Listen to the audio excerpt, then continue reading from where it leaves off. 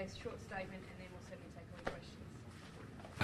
As we said at the outset, we deeply regret the incident and our role in it, but we've received the notice of findings, and it's something that we're working through with our board tomorrow. We have a scheduled meeting there.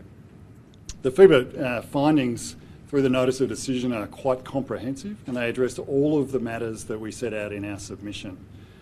The charges and the sanctions that have been handed down, which FIBA have released, and we're in our media statement, as you've seen.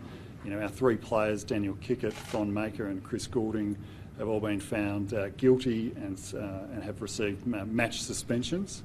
It's important to note the match suspensions are for FIBA Asia qualifiers for World Cup. They don't apply to NBL for Chris and Daniel or to Thon for NBA. Now, we're really pleased with the thoroughness of the FIBA process, and the FIBA response to us set out quite clearly that the allegations of racism that were made by some sections of the Australian media were proven to be absolutely baseless.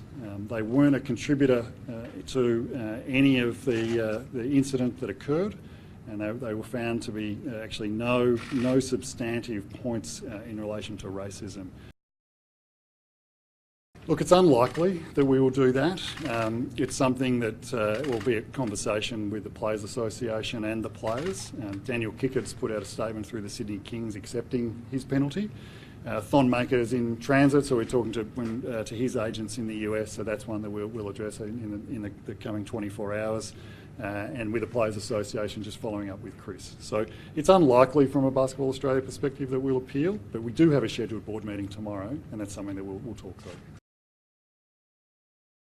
Look, it's the FIBA findings from the panel actually set out the reason that they've provided him with a sanction. The findings of the panel were that throughout the game there was some niggle between Chris and a couple of players. The FIBA panel took the view that actually perhaps contributed to the third quarter incident.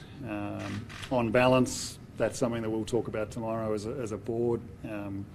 Given everything that we saw with Chris under the basket with 20 players on him, it's a little tough to swallow that one, but that's a conversation that we'll have as a board tomorrow and with Chris. Will you be